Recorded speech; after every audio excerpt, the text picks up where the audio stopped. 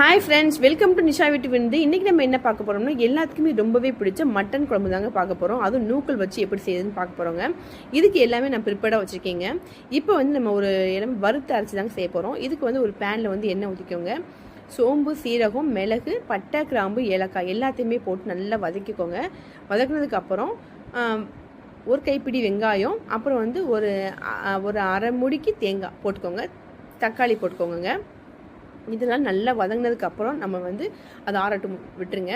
ஒரு பக்கம் நம்ம என்ன பண்ணணும், ஒரு குழிக்கு 2 எண்ணெய் ஊற்றி 2 வெங்காயம், அப்புறம் பச்சை மிளகா, ஒரு பட்டை, கிராம்பு, ஏலக்காய் எல்லாம் போட்டு நல்லா வதக்கிக்கோங்க. இதோட இஞ்சி பூண்டு பேஸ்ட்டு, ஒரு கொத்து புதினா, மல்லியும் போட்டுக்கோங்க. நல்லா வதக்கி விடுறதுக்கப்புறம் நம்ம வச்சுருக்க இல்லையா நூக்கல், அதையும் போட்டு இந்த மட்டனையும் போட்டு நல்லா வதக்கி விடுங்க.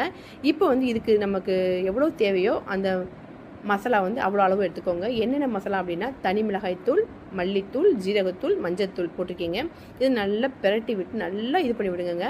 இது வந்து நமக்கு வந்து நல்லா நம்ம அரைச்சி வச்சுருக்கோம் இல்லையா, அதெல்லாம் சேர்த்து அந்த அளவுக்கு தண்ணி எவ்வளோ வேணுமோ அதையும் போட்டு நல்லா ஒரு 4 விசில் வைங்க. வச்சதுக்கப்புறம் ஒரு அருமையான மட்டன் சால்னா வந்து ரெடி ஆயிடுச்சுங்க.